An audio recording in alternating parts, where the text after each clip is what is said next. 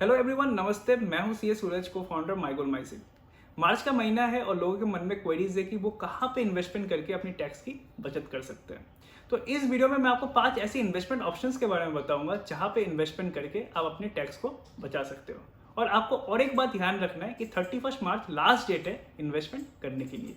तो चलिए इस वीडियो का शुरुआत करते हैं।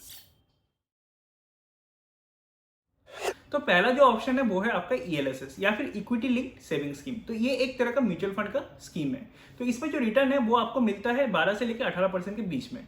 और मिनिमम इन्वेस्टमेंट अमाउंट है ₹500।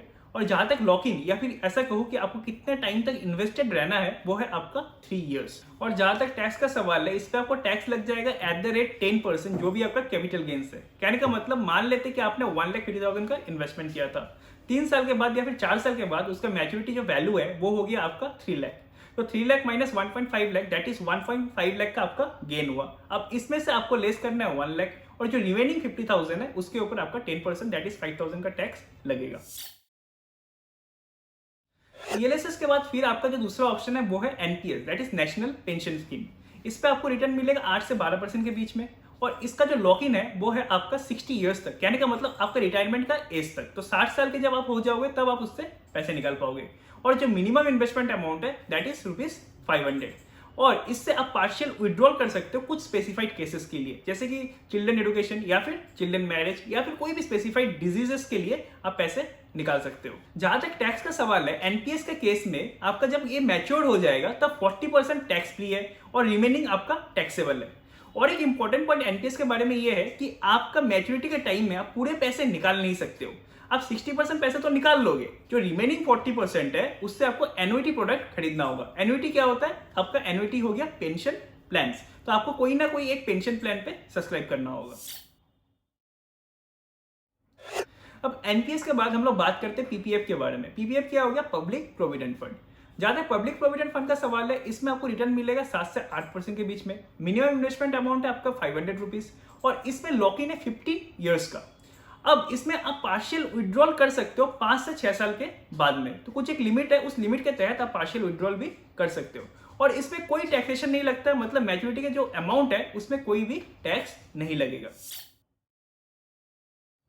तो चौथा ऑप्शन जो आपके पास है वो है NSC, that is national saving certificate. और इसमें आपको रिटर्न मिलेगा 7 से 8% के बीच में। इसका लॉक इन है आपका 5 साल और इसमें जो मिनिमम इन्वेस्टमेंट अमाउंट है दैट इज ₹1000। और 100 के मल्टीपल्स में आप इन्वेस्टमेंट कर सकते हो, जैसे 1000, 1100, 1200, इस तरह से आप इसमें इन्वेस्टमेंट कर सकते हो।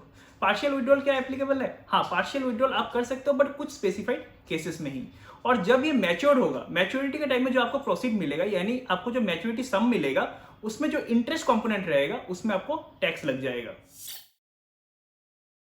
और हमारा जो फिफ्थ ऑप्शन है वो है टैक्सेबल एफडी, जो कि आप बैंक में जाके कर सकते हो। तो इसमें रिटर्न मिलेगा आपका 3.5% से लेकर 7.5% के बीच में।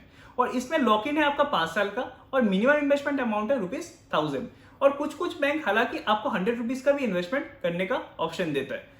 अब अगर मैं पार्शियल विड्रॉल का बात करूं कि 5 साल से पहले क्या मैं पैसे निकाल सकता हूं, तो इसमें यह प्रोविजन नहीं है, ये अलाउड नहीं है। और जहां तक टैक्स का सवाल है, तो इस बैंक एफडी में आपको जो भी इंटरेस्ट मिलेगा उसके ऊपर टैक्स लग जाएगा। तो आपको टीडीएस काटने के बाद आपको इंटरेस्ट बैंक में मिलेगा। अगर मैं आपको साइड बाय साइड कंपैरिजन करके बताऊं तो ईएलएसएस में सबसे हाईएस्ट रिटर्न है और लॉक इन सबसे कम है। टैक्सेशन में पीएफ में आपको कोई भी टैक्स नहीं लगता है, बट जब मैं ईएलएसएस के साथ कंपेयर करूं तो पोस्ट टैक्स रिटर्न आपका ईएलएसएस में हाई है। जहां तक लोन अगेंस्ट सिक्योरिटीज का सवाल है, दैट इज कोलेटरल, सिर्फ आपको एनएससी में कोलेटरल का सुविधा मिलता है। तो ईएलएसएस, पीएफ, एनपीएस, एफडी को आप बैंक में रख के, गिरवी रख के लोन नहीं ले सकते हो। तो जैसे कि आपने स्क्रीन में देखा कि अगर आप ईएलएसएस और बाकी जो भी इन्वेस्टमेंट ऑप्शंस है उनको कंपेयर करोगे तो ईएलएसएस कहीं ना कहीं इनसे बेटर है।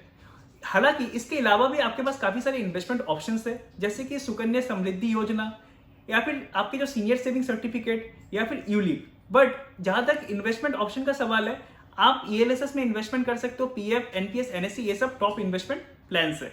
अगर आपके मन में अभी भी कोई डाउट है तो आप नीचे दिए गए नंबर पे कांटेक्ट कर सकते हो। धन्यवाद।